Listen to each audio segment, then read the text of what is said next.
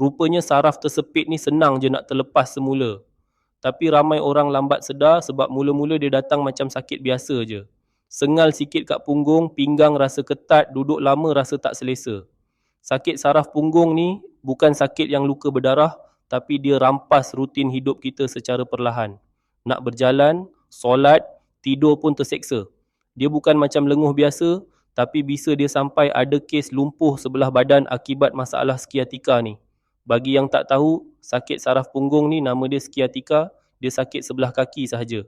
Mula-mula akan sakit di ekor punggung, membawa ke peha dan betis. Sampai tahap nak berjalan 5 langkah pun seksa. Naik tangga pun tak mampu.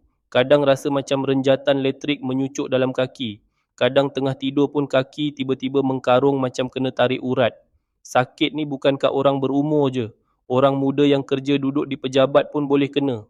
Wanita hamil pun boleh kena. Malah orang lelaki yang suka letak dompet kat poket belakang seluar pun boleh kena. Tapi tak ramai orang faham. Kadang orang kata kita mengada, pemalas. Sebab tu ramai kena kecam. Lagi sedih, ramai dah habis duit pergi urut, sapu minyak panas, cucuk ubat tahan sakit, tapi kejap okey, lepas tu datang balik.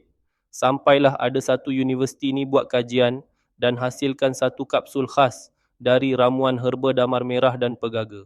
Menurut kajian tu, 2 herba ni bantu redakan urat simpul dan tersepit kat punggung tu.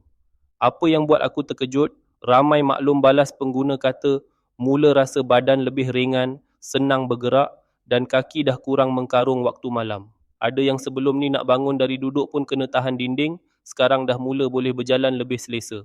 Sebab tu kalau kau jenis, duduk lama terus mencucuk sakit punggung menjala ke kaki, kaki kebas atau rasa renjatan elektrik, jangan tunggu sampai jalan pun dah heret kaki baru nak cari ikhtiar. Tekan je link bawah ni sekarang. Aku berani recommend sebab ramai dah dapat manfaat kesembuhan. Klik sekarang.